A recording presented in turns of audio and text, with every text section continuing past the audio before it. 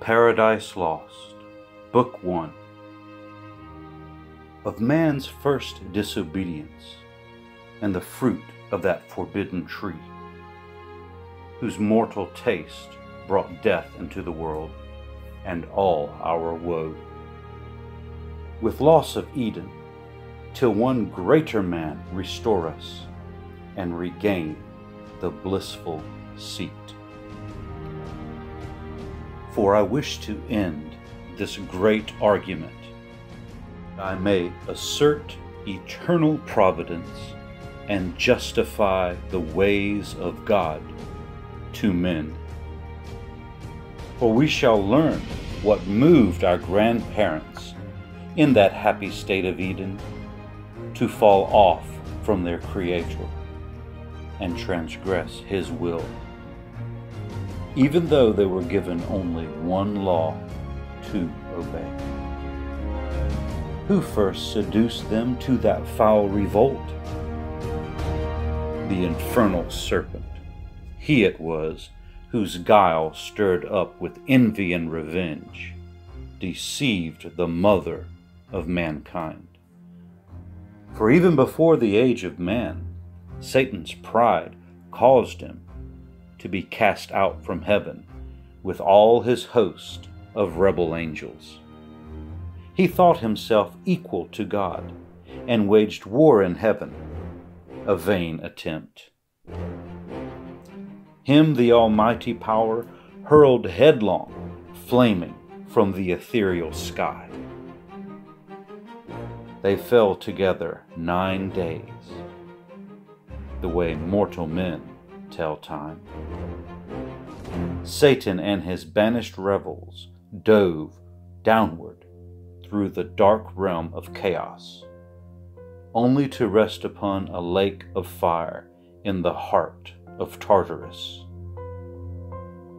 They lay there mourning their loss, the loss of heaven's bliss, while they endured the torment of hell, to dwell in penal fire, a dungeon horrible on all sides around.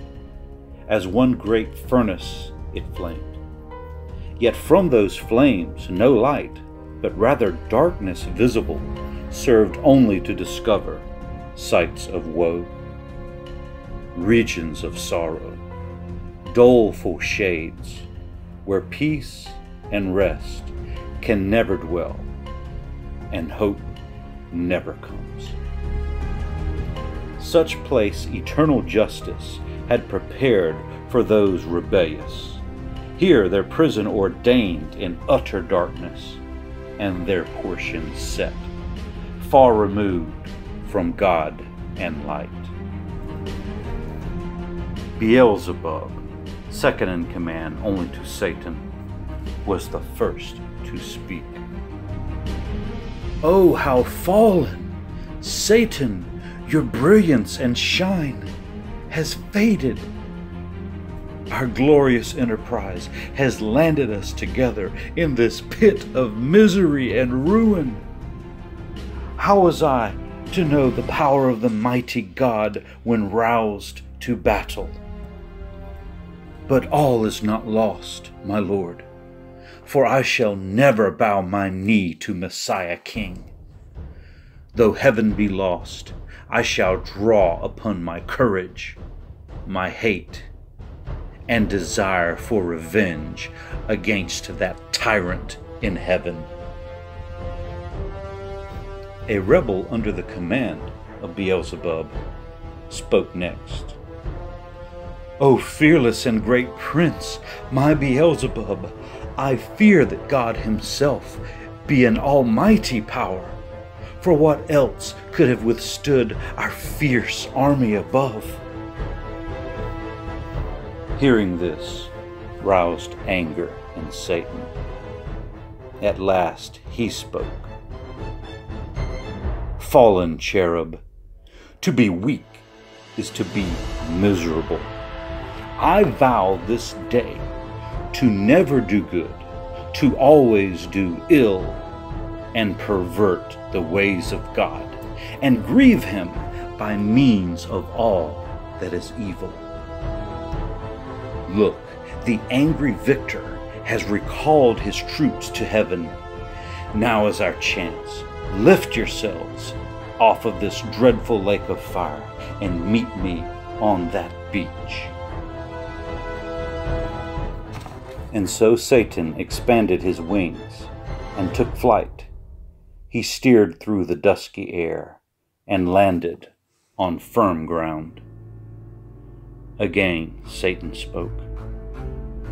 I will gladly exchange heaven for this dreadful place, for to be far away from him is best.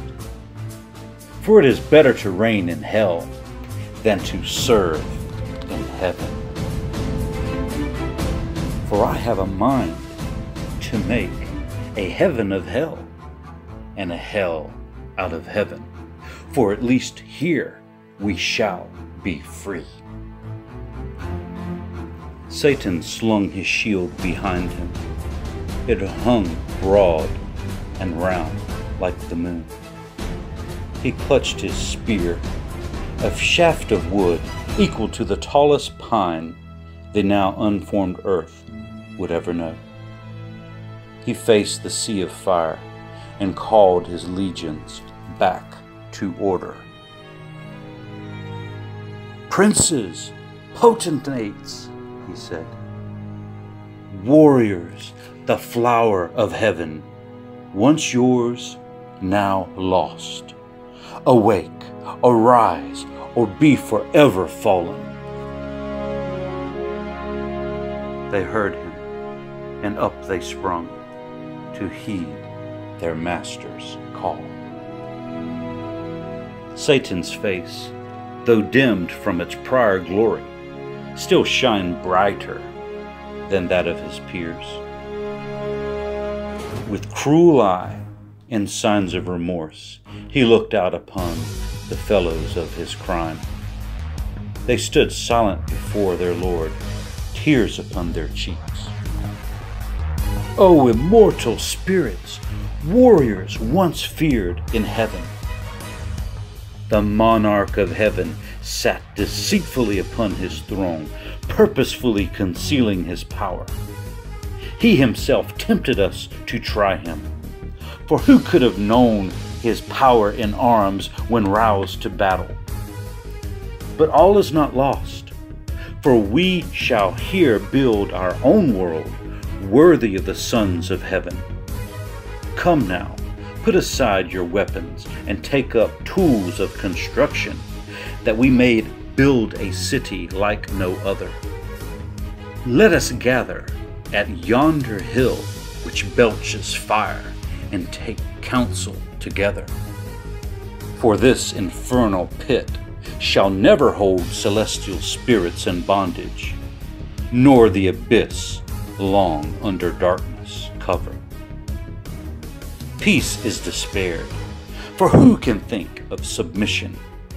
War then, war, open or understood, must be resolved.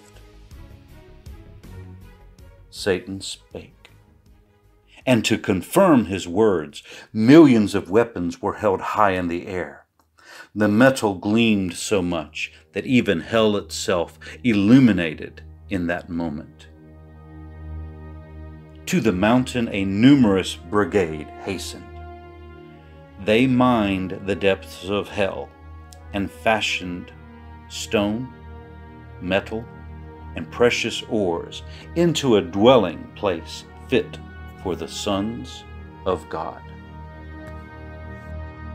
When construction was finished, winged heralds, by command of sovereign power, with awful ceremony and trumpet sound, throughout the host proclaim a solemn council, forthwith to be held at Pandemonium, the high capital of Satan and his peers. For Pandemonium was what they called the capital of hell. All came to the city. 1,000 were chosen to meet in close recess and secret conclave. 1,000 demigods on golden seats sat. After short silence then, and summons read, the great consult began.